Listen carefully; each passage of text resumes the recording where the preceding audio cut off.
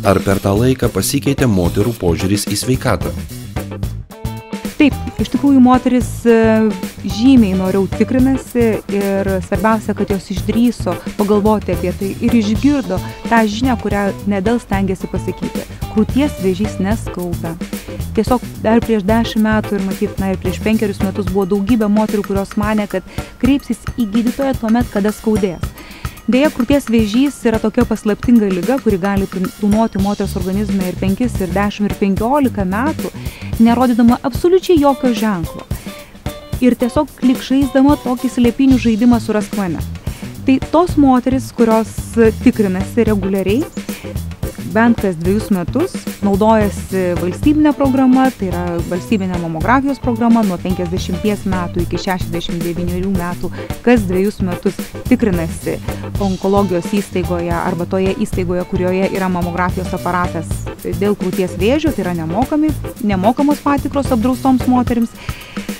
Ir tos moteris, kurios pasinaudoja rožinio kaspino autobusėlio, būtent Nedelsko autobusėlio, vizitais į jų rajonus ar kaimelius, tai tos moteris iš tikrųjų, praktiškai nerizikuoja. Tai yra nerizikuoja, kad joms bus surasta įsisenėjusi liga arba kad joms bus surasta liga, kada jau jos nebeįmanoma pagydyti. Dėl to, kad žaisdama žaidimą surask mane, vėžys kasdieną auga, kasdien didėja ir kai problema yra ne ta diena, kada vėžys prasidėjo, kada prabudo pirmoji vėžinė ląstelė.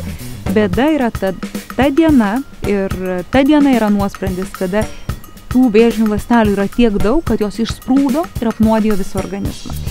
Tai yra tas laikotarpis, kol susikaupia tas kamuolys bėdų, kol dar jos yra lokaliai uždarytos, yra ganėtinai ilgas.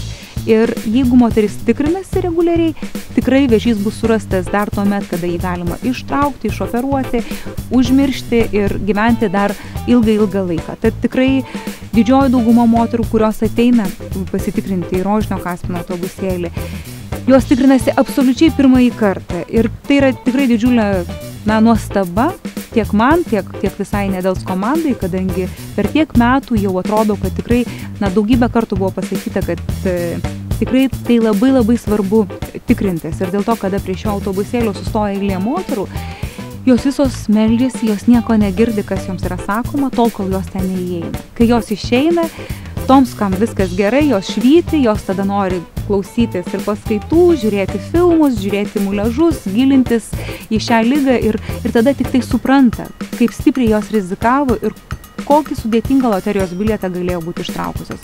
Kaip bebūtų, 1 iš 100, tai yra 1 per dieną, sužino, kad turi krūties vėžio diagnozę, taip kad tas loterijos bilieto ištraukimas yra, ganėtinai didžiulės rizikos ir deja, nei viena moteris, tarp jų ir aš, nesame apsaugotos, kad mes nesusirgsime krūties vėžiu, dėl to, kad praktiškai nėra jokių rizikos veiksnių, kurie labai stipriai įtakotų. Ir kodėl susirga ta, o ne šita moteris, praktiškai nėra jokio atsakymo. Tad visos mes esame rizikos grupėje ir visos privalome tikrintis jau nuo 40 metų išties labai reguliariai ir labai rimtai.